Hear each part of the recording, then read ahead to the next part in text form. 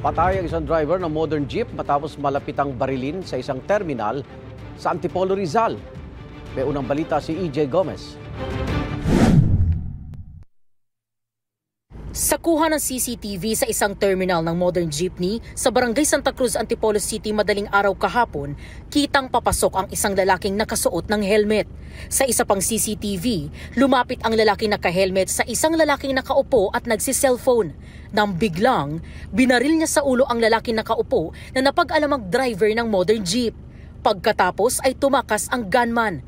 Kasamang ilang tauhan ng barangay, rumisponde ang Antipolo Police sa insidente. So, pagdating nila doon, nakita nila binubuhat na at tuguan na po yung biktima.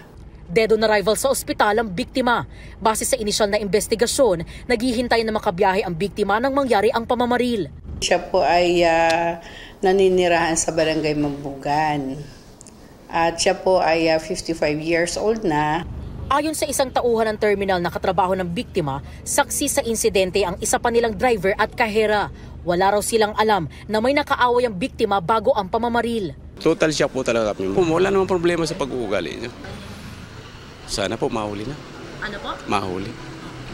Pinapabayan na po namin sa mga pulis. Masyadong brutal yung ginawa niya. Hindi makatarungan talaga. Matapos ang pamamaril, nasa pool sa CCTV ang pagtakas ng gunman na umangkas sa kasama niyang rider. Ayon po sa CCTV footage natin, ang way po nila galing pong Masinag ng pamamaril po dito sa ating biktima. Nung nabaril na po, angkas po siya ng isang rider. Tapos po, nung pabalik po sila, papunta pa rin po sila ng Masinag. Sinubukan ng GMA Integrated News na kuna ng pahayag ang Antipolo Police pero wala pa silang tugon. Patuloy pa ang investigasyon ng mga otoridad sa insidente, gayon din ang manhunt operation sa gunman. Ito ang unang balita.